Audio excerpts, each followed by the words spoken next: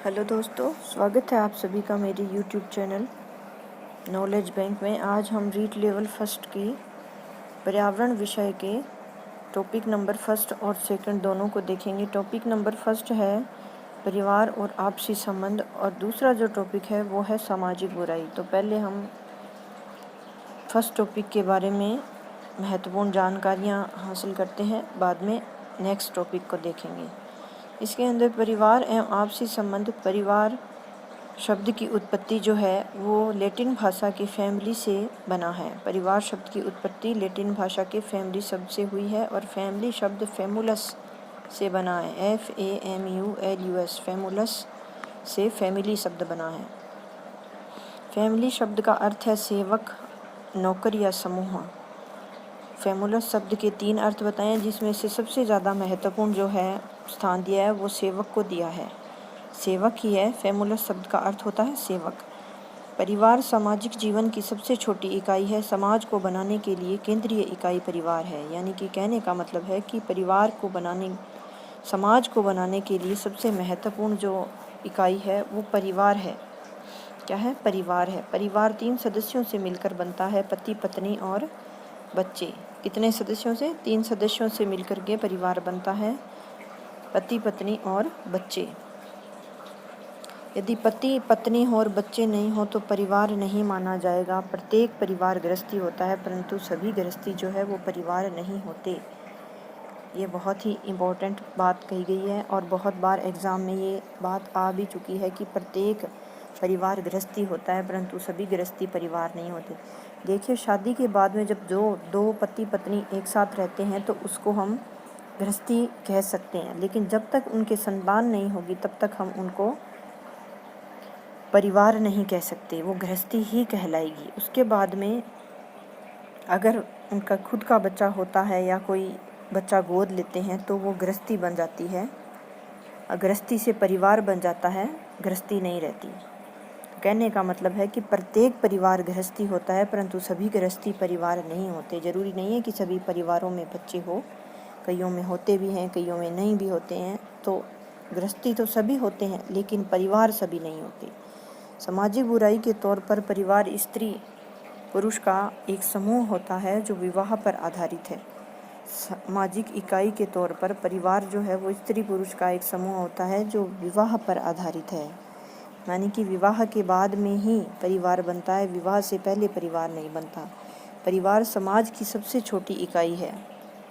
परिवार क्या है? समाज की सबसे छोटी इकाई है। सबसे पहले परिवार बनता है, परिवार के बाद में ही समाज बनता है। बालक में सभी तरह के गुणों का विकास। बालक में सभी तरह के गुणों का विकास जो है, अच्छे गुण, बुरे गुण, क्षमा, दया, अच्छी आदतें, बुरी आदतें, दया, सहयोग, सत्कार आदि सभी जो है वो परिवार में सीखने को मिलते हैं। इसलिए परिवार को बालक की प्रथम पाठशाला भी कहा गया है। तो परिवार की परिभाषाएं 2 वैज्ञानिकों ने अलग अलग बताई है। एक वैज्ञानिक है अगस्टे काम्टे। इन्होंने कहा कि परिवार जो है वो समाज की आधारभूत इकाई है। कहने का मतलब है कि समाज की नींव है परिवार। समाज की नींव क्या है? परिवार है। और दूसरे वैज्ञानिक है प्लेटो। इन्होंने कहा कि बालक की प्रथम पाठशाला परिवार है। इन्होंने क्या कहा? कि बालक की प्रथम पाठशाला परिवार है। इसके बाद में अगस्टे काम्टे को समाजशास्त्र का जनक भी कहते हैं। तो परिवार की परिभाषा के बाद में अब अपने परिवार की विशेषताओं के बारे में बात करते हैं। परिवार समाज की आधारभूत इकाई है, ये परिवार की विशेषता है। और बालक की प्रथम पाठशाला भी क्या है? परिवार है। समान आवास, समान भोजन एवं सामाजिक क्रियाओं का साथ साथ उपयोग करना, यानी कि एक ही जगह पर रहना और फिर वहीं पर एक जगह पर रहना, एक जैसा भोजन करना एवं सभी सामाजिक क्रियाओं का साथ साथ उपयोग करना, ये भी परिवार है, परिवार की विशेषता है। सभी सदस्यों की जो कमाई है वो भी एक साथ में जमा करवाना, ये भी परिवार की विशेषता है। बच्चों के लालन पालन की जिम्मेदारी भी माता पिता या उनके संरक्षक की होना।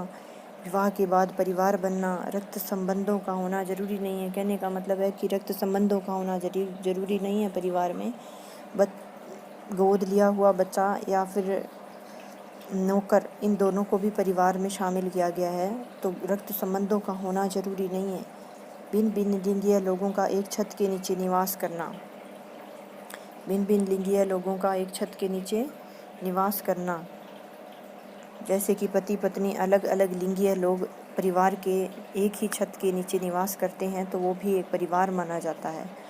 नौकर व दत्तक पुत्र, गोद लिया हुआ पुत्र भी परिवार में शामिल है। ये सब परिवार की विशेषताएं हैं। अब आगे परिवार के प्रकार देखिए। परिवार के 2 प्रकार बताए गए हैं, एक तो एकल परिवार और दूसरा जो है वो है संयुक्त परिवार। एकल परिवार में वह परिवार आता है जहाँ 2 पीढ़ियाँ ही निवास करती है, तो वह एकल परिवार होता है। जहाँ पति पत्नी के साथ में अविवाहित संतानें निवास करती है। अविवाहित संतानें, जिन संतानों का विवाह नहीं हुआ हो और पति पत्नी रहते हो, वह एकल परिवार कहलाता है। और दूसरा है संयुक्त परिवार। संयुक्त परिवार जहाँ पर पति पत्नी के साथ में विवाहित संतानें निवास करें, वह संयुक्त परिवार होता है। और इसमें एक नोट लगा करके एक बात नोट कर लीजिए दोस्तों कि पति पत्नी व अविवाहित संतानों के साथ में अगर नौकर भी निवास करता है तो भी वह एकल परिवार ही माना जाएगा। क्या माना जाएगा? एकल परिवार। पति पत्नी रह रहे हैं, साथ में अविवाहित संतानें रह रही है और साथ में एक कोई परमानेंट नौकर भी उनके घर में रह रहा है, तो वो भी एकल परिवार में शामिल होता है। अब आगे देखिए, टॉपिक नंबर 2 है सामाजिक बुराइयाँ। समाज के लोगों का समाज के विरुद्ध कार्य सामाजिक बुराई है। क्या कह रहा है? इसकी परिभाषा है सामाजिक बुराई की कि समाज के लोगों को हानि पहुंचाने वाला कार्य अगर समाज के ही लोग करें तो वो क्या है? सामाजिक बुराई है। जैसे कि बाल श्रम, बाल विवाह, दहेज प्रथा, चोरी और धूम्रपान। इसमें सबसे पहले बाल श्रम को हम अच्छे से पढ़ेंगे, जानेंगे और इसके बारे में जितनी भी महत्वपूर्ण बातें हैं उन सभी को देखेंगे। तो बाल श्रम में सरकार द्वारा निर्धारित आयु से कम आयु के बच्चों से कार्य करवाना बाल श्रम है। ये बाल श्रम की दोस्तों परिभाषा है, इसको आप ध्यान से देखिए, अपनी नोटबुक में लिख लीजिए इसको कि सरकार द्वारा निर्धारित आयु से कम आयु के बच्चों से कार्य करवाना ही बाल श्रम।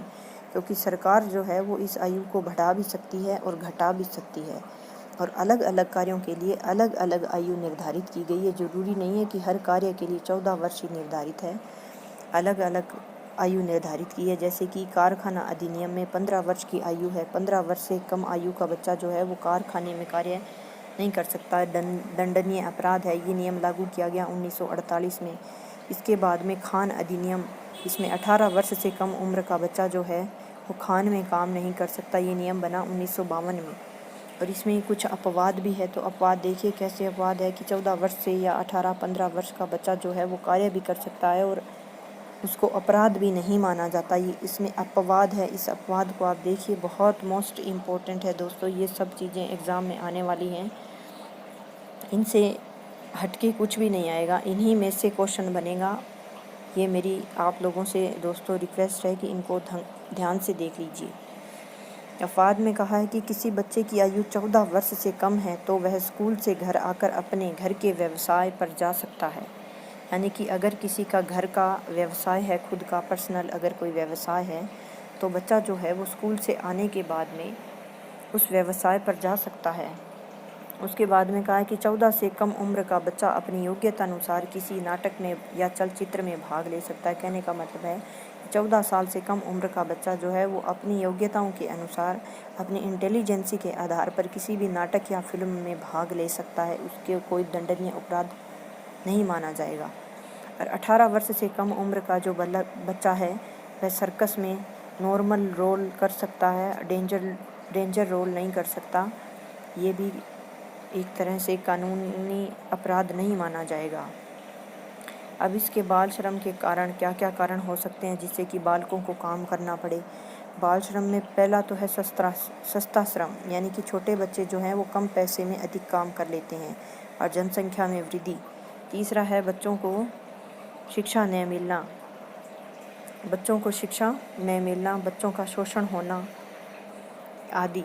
बाल श्रम के दुष्परिणाम क्या हो सकते हैं? जब छोटा बच्चा अपनी उम्र से ज़्यादा काम करेगा तो क्या होगा? उसका शारीरिक व मानसिक विकास जो है वो अवरुद्ध हो जाएगा, बेरोजगारी बढ़ जाएगी, बच्चा पढ़ नहीं पाएगा। बहुत सारे दुष्परिणाम हैं।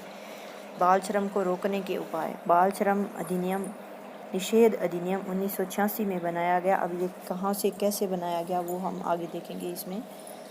इसमें कहा है कि 1 अप्रैल 2010 को निःशुल्क अनिवार्य शिक्षा का अधिकार जो है वो 2009 में बनाया गया।